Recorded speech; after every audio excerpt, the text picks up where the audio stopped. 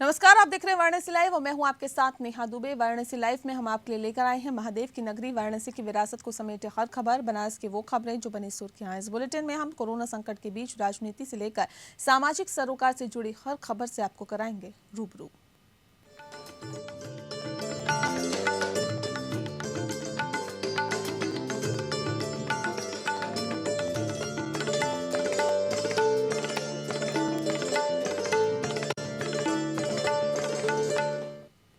शारदीय नवरात्रि की तृतीय तिथि को मां भगवती के तीसरे रूप मां चंद्रघंटा की आराधना का विधान है और मां के इस रूप को चित्र घंटा भी कहा जाता है। मान्यता है कि मां के इस रूप के दर्शन पूजन से नरक से मुक्ति मिल जाती है, साथ ही सुख समृद्धि विद्या संपत्ति की प्राप्ति होती है। इनके माथे पर घंटे के आकार का अर्धचंद्र बना होता है। बताया भी जाता है कि मां सिंह वाहिनी है, इनकी 10 भुजाएं हैं और मां एक हाथ में कमंडल तो दूसरे हाथ में भी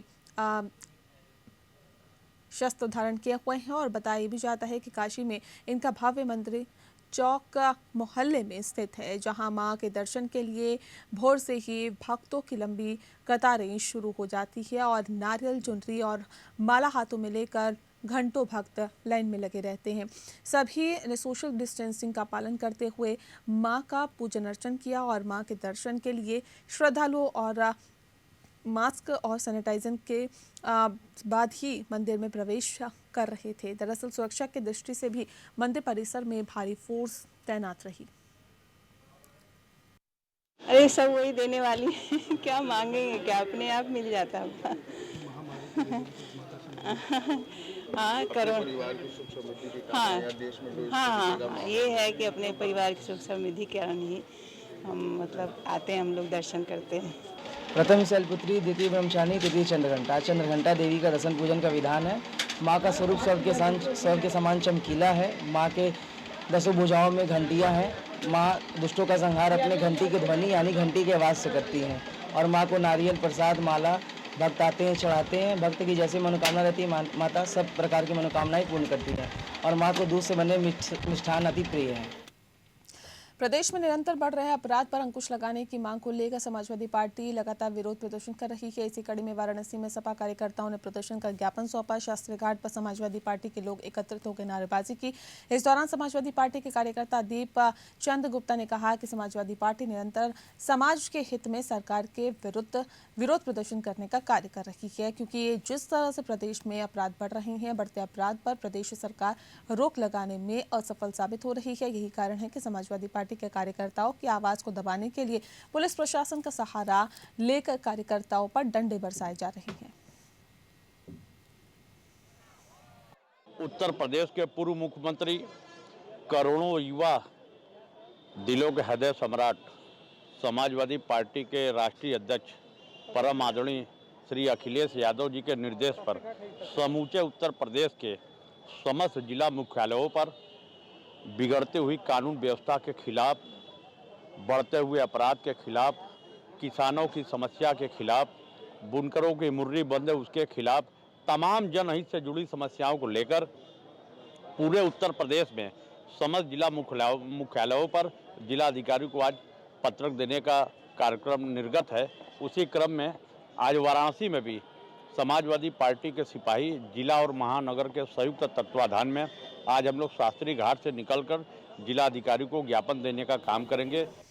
वाराणसी के सिगरा थाना क्षेत्र के विजया नगरा मार्केट स्थित एक गेस्ट हाउस में बुजुर्ग यात्री की संदिग्ध परिस्थितियों में मौत हो गई। घटना की सूचना पर पहुंची पुलिस ने मौके से विषाक्त पदार्थ की शीशी बरामद की है। सिगरा पुलिस और फॉरेंसिक टीम ने कमरे से इस दौरान साक्ष्य संकलन भी किया।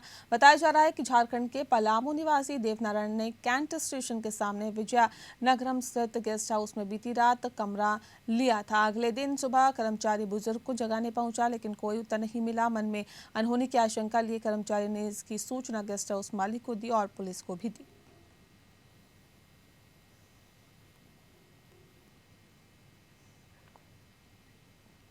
वाराणसी में रामविलास पासवान को श्रद्धांजलि दी गई। इस दौरान वक्ताओं ने कहा कि रामविलास पासवान हमेशा गरीबों, वंचितों और पिछड़ों की लड़ाई लड़ते रहे थे और वे समाज में उनको एक स्थान दिलाने के लिए हमेशा संघर्ष करते थे और उनकी मौत समाज के लिए एक बहुत बड़ी अपूर्णीय क्षति है जिसे कभी भरा नहीं जा सकता। वे अपने काल में बहुत से समाज में दबे कुचले लोगों को समाज में एक ही स्थान दिलाने का काम करते थे और उन्हें समाज में दूसरा साहब, जी हाँ, बाबा साहेब भी कहा जाता था। ऐसे नेता को आज हम श्रद्धांजलि अर्पित करते हैं। आज हमने पूर्व केंद्रीय मंत्री माननीय रामविलास पासवान जी का निधन पर दुख व्यक्त करते हुए उनका श्रद्धांजलि सभा आयोजित किया गया, जिसमें कई जिलों के लोग इसमें शामिल हुए और आप हमारे विश्व ख्याति प्राप्त नेता रहे हैं। आपने दलितों पर, माइनॉरिटीज़ पर एक फॉर्म बना रखा था जो कि पूरे विश्व में आप कई जगह इस तरीके के दलितों, वंचितों, शोषितों के लिए कार्य करते रहे हैं और हम लोग आपकी इसी धारणा के वजह से, जो आपकी अवधारणा रही, आपके साथ जुड़े रहे और लगातार हम लोग इस वर्ग के लिए संघर्ष किया। वाराणसी वस्त्र बुनकर संघ के तत्वाधान में बुनकरों की हड़ताल तीसरे दिन भी जारी रही। इस दौरान संघ के अध्यक्ष राकेश कांत राय के नेतृत्व में रैली निकाली गई। रैली में बुनकर समाज के लोगों ने सरकार से फ्लैट रेट पर बिजली बहाल करने की मांग की। इस दौरान राकेश राय ने बताया कि शास्त्री घाट पर धरना प्रदर्शन की अनुमति मांगे जाने पर बुनकर संघ को अनुमति नहीं दी गई, जिसकी वजह से बुनकर ने लोहता से मोटरसाइकिल जुलूस निकाला और जुलूस शहर के अलग अलग रास्तों से होते हुए सिगरा मलदहिया से होकर बुनकर नगर कॉलोनी पहुंचकर संपन्न हुआ। उन्होंने कहा कि सरकार फ्लैट रेट को बहाल नहीं करती है तो बुनकर जुलाई के बाद से 3 महीने तक बिजली बिल भी नहीं भरेगा।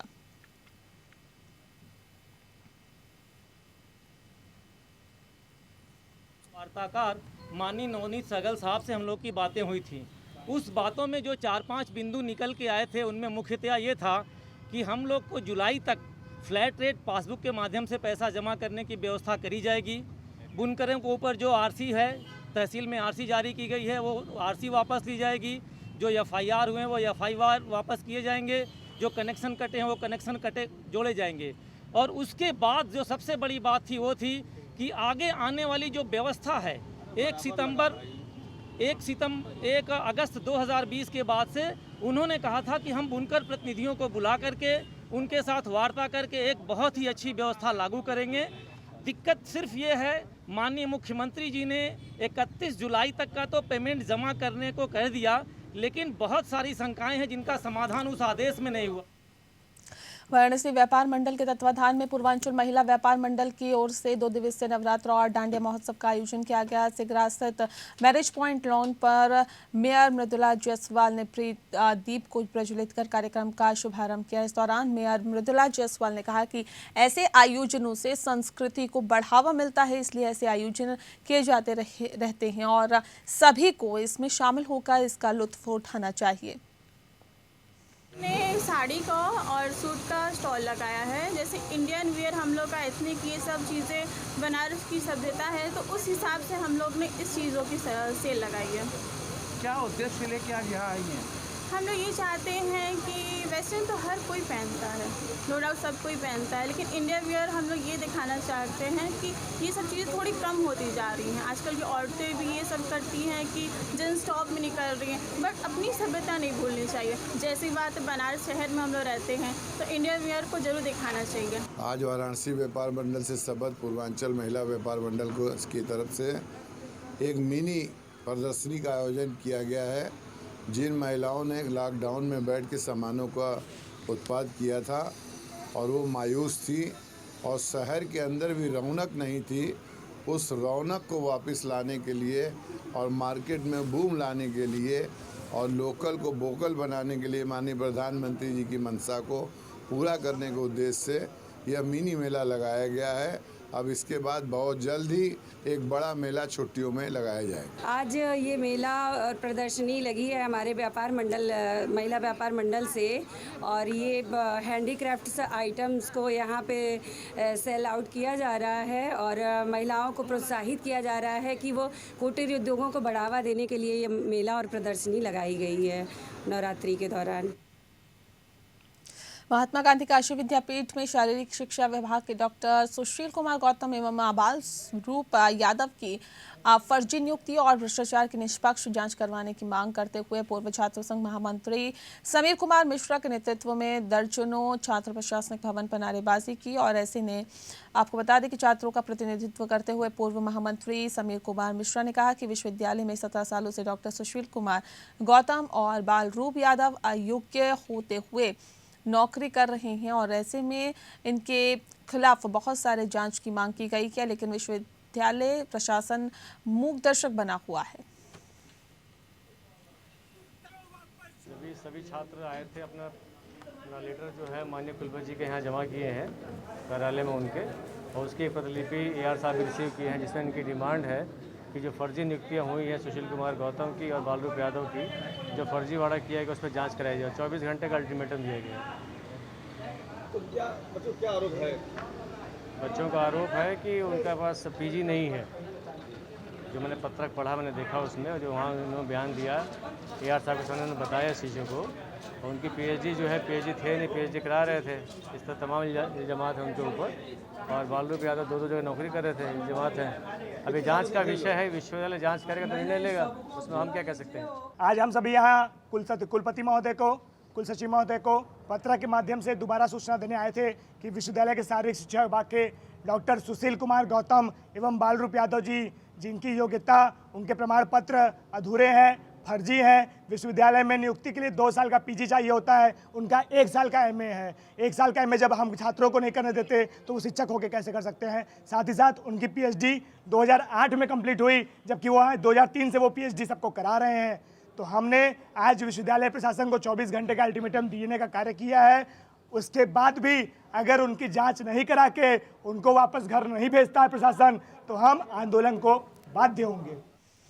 वहीं पिछले 1 हफ्ते से लगातार धरनारत महात्मा गांधी काशी विद्यापीठ के छात्रों का धरना 8वें दिन भी समाप्त हो गया। दरअसल छात्र विश्वविद्यालय के चीफ प्रॉक्टर को उनके पद से हटाने की मांग को लेकर धरने पर बैठे हुए थे। वहीं छात्रों ने चीफ प्रॉक्टर पर आरोप लगाया था कि उनकी नियुक्ति चीफ प्रॉक्टर के पद पर गलत हुई है। वहीं चीफ प्रॉक्टर ने भी अपने बचाव में कहा था कि मेरी नियुक्ति गाइडलाइंस के अनुसार सारी प्रक्रियाओं को पूर्ण करते हुए हुई है और मैं किसी भी जाँच के लिए तैयार हूँ। वहीं आज महात्मा गांधी काशी विद्यापीठ के कुलपति ने धरना प्रदर्शन किया और धरना स्थल पर छात्रों से मुलाकात भी की। और ऐसे में आपको बता दें कि उन्होंने संबंधित मांगों के पक्ष में एक टीम गठित कर दी है। बताया भी जा रहा है कि जिसमें जांच टीम पूरे मामले की जांच कर 15 दिनों के अंदर रिपोर्ट कुलपति के समक्ष पेश करेगी। माननीय कुलपति जी आए थे, आप लोग भी मौजूद थे, और हमें लेटर मिला है कि जांच कमेटी बन गई है और 15 दिनों के अंदर रिपोर्ट लगा दी जाएगी और जो कार्रवाई होगी की जाएगी और उनको चीफ प्रॉक्टर के पद से हटा दिया जाएगा। तो इनके आश्वासन पे और लिखित जो मिला है उसके आधार पे हम लोग आज अपने अनिश्चितकालीन धरने के 8वें दिन अपना आंदोलन समाप्त कर रहे हैं। और हमने भी अपने लिखित आश्वासन में कहा कि आप जो है 4 कमेटी जो सदस्य बनाए हैं उसमें एक पूर्व रिटायर्ड जज होंगे और उस जांच के मेंबर हम भी होंगे। हमें सारी प्रकरण से अवगत कराया जाएगा। और दूसरी चीज़, इनको चीफ प्रॉक्टर के पद से 15 दिनों के अंदर हटा दिया जाए। ये कुछ छात्रों की समस्याओं को लेकर के, कुछ जो यहाँ पे दिक्कतें थीं उसको लेकर के इन लोगों की कुछ मांग थी जिसे सुना नहीं जा रहा था और इसके लिए इन लोगों को यहाँ पर धरना देना पड़ा। और प्रशासन ने आज उसका संज्ञान लिया और इनकी सभी जो भी इनकी मांग थी उनको उन्होंने एड्रेस करने के लिए कहा है, लिखित में इनको दिया है। और अब उम्मीद है कि जो इन लोगों की छात्रों से रिलेटेड और संस्थान से रिलेटेड जो भी इन लोगों की मांग थी उस पर कार्यवाही होगी और कार्रवाई के बाद जो है उस पर उचित एक्शन लिया जाएगा। और फिलहाल इस बुलेटिन में इतना ही। नमस्कार।